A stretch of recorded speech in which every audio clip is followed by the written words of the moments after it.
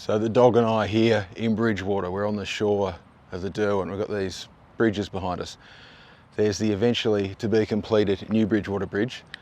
That is where all the concrete is. The rusty thing behind it with all the traffic is the current Bridgewater Bridge, soon to be old Bridgewater Bridge, then to become the no Bridgewater Bridge. They're going to pull it all down once the new one is fully functional. So this view where you can look under the new construction and over the old construction, and you can see the top of Mount Dromedary, that will be no more. What happened at Bridgewater? It's always been sort of cut off from the rest of the capital. People will debate if it even is part of Hobart. That might, however, be about to change. In 1798, when Bass and Flinders were attempting to circumnavigate the island, they came to what they called Herdsman's Cove. They saw 3 Aboriginal locals. 2 women ran off, but the man stayed and he accepted a black swan that the explorers had shot. His short hair was plastered with ochre. He had raised scars on his face. His ancestors had walked to Tasmania tens of thousands of years earlier when the sea levels were different.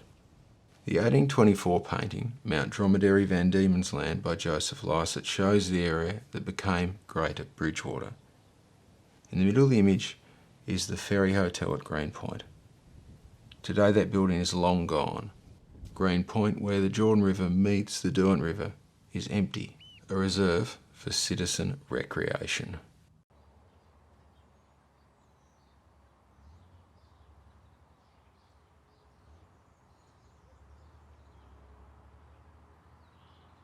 Down there is the Jordan River, and that's the Jordan River Bridge.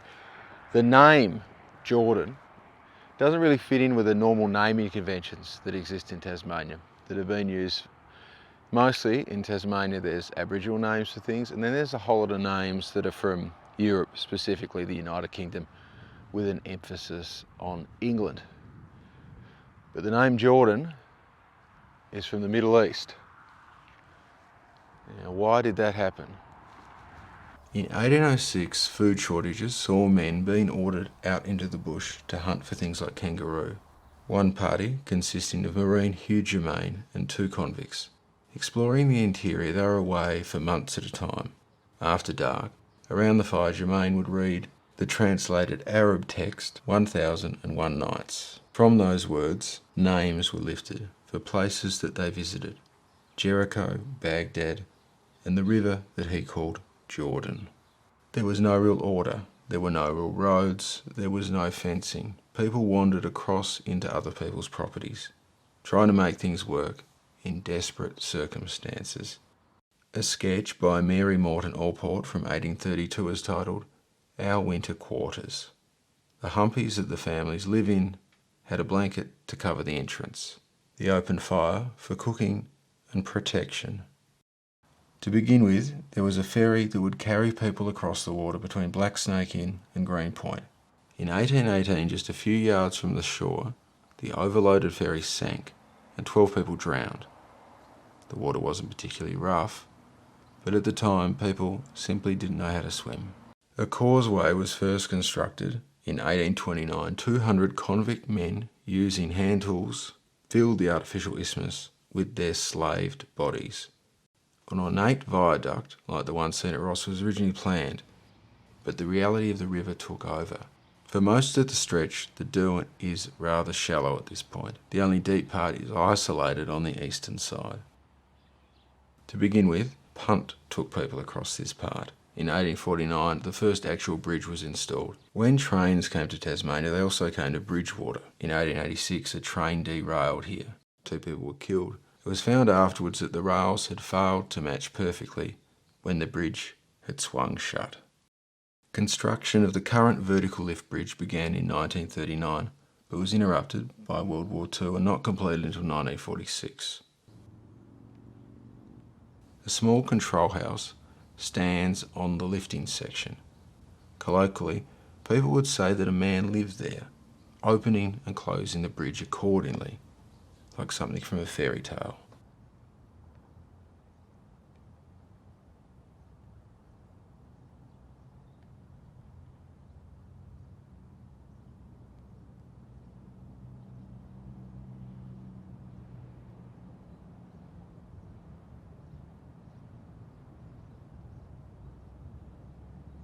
standing at this interesting aspect. Up there you've got the new Bridgewater Bridge. It's yet to meet in the middle, it's behind schedule. Then you've got the current Bridgewater Bridge. That's going to be demolished when the new one is finished. That was behind schedule as well. And here, where we are now, there was another bridge. That was demolished when the current one was finished. That took trains.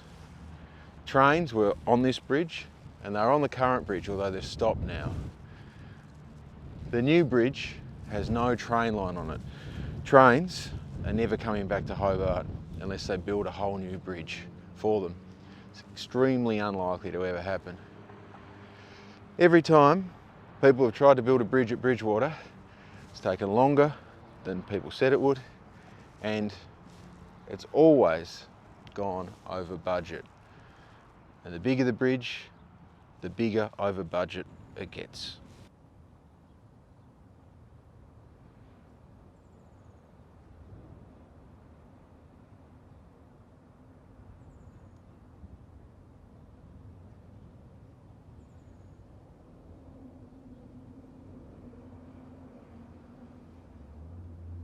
So the dog and I are here resting our feet and pause at the Bridgewater train station, the ruins of it. It's all been demolished.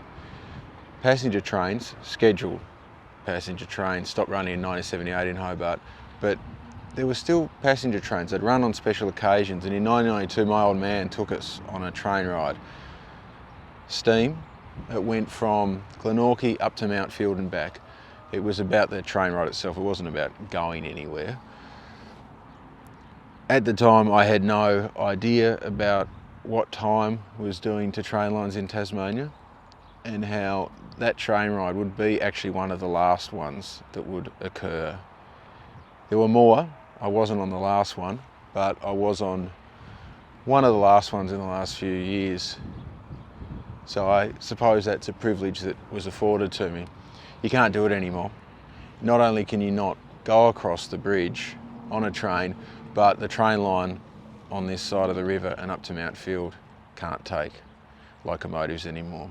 The track itself has been left to ruin. I think people thought the trains would be around forever, but each year there's less of them. And in the future there may be none at all. Don't know. In 1970, everything in Bridgewater suddenly changed. The population was 2,300. The housing department showed up and declared that the population was going to become 10,000. Since the end of World War II, the federal and state governments provided money for public housing, using the broad acre policy, where whole suburbs would be built in empty fields. The first of these new houses at Bridgewater was occupied in 1973. Almost immediately, the area had a bad reputation.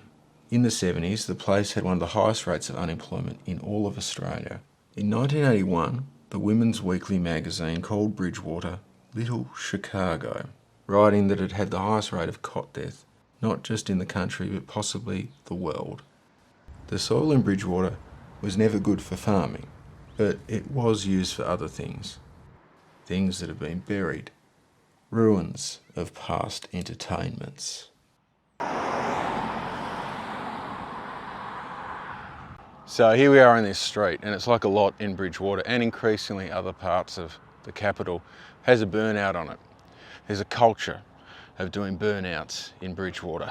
The Bridgewater Speedway opened to the public in 1968. It was a short-lived program. Few photos survive.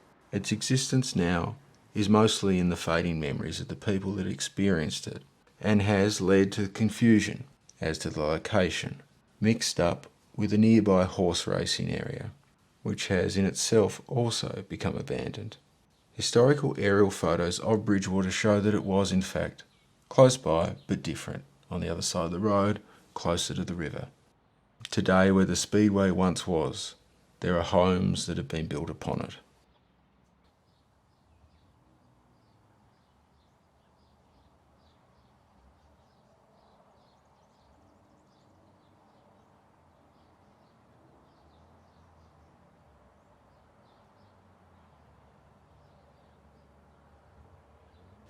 As I walk through the gully in the shadow of regolith that's all been pushed here by those moving the land about because there's subdivisions going in, We're not in Bridgewater anymore, we're in Old Beach, but it's part of what Bridgewater could have become, except that before the project was finished, it ended. There was an idea that Bridgewater would become a fully functioning place with all the amenities that citizens needed to have humanistic lives. But before it got to the finish line, before it reached that critical mass of population, somebody blinked and the whole thing was quit on. Everybody walked off the field. And after that, there was a vacuum. For a very long time, nothing happened. But now, that may be about to change. The broad-acre public housing policy was cancelled, but because the government stopped investing in the area of Bridgewater, the people that were living there became stranded, existing in an incomplete situation.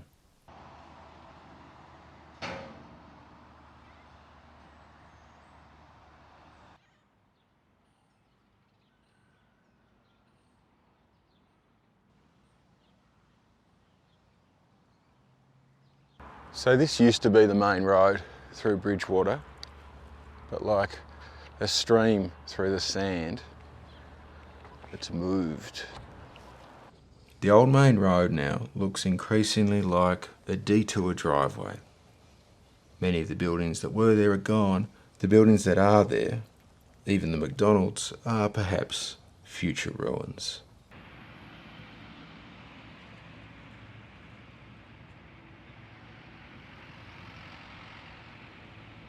Upgrading the water overpass was long overdue. Given the mostly shallowness of the river, it could have been made for less money by expanding the causeway with a structural elevation section across the deep water navigation path.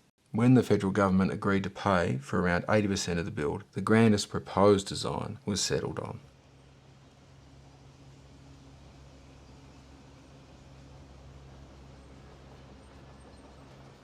Bridgewater is on the precipice of becoming a more fully integrated part of Greater Hobart.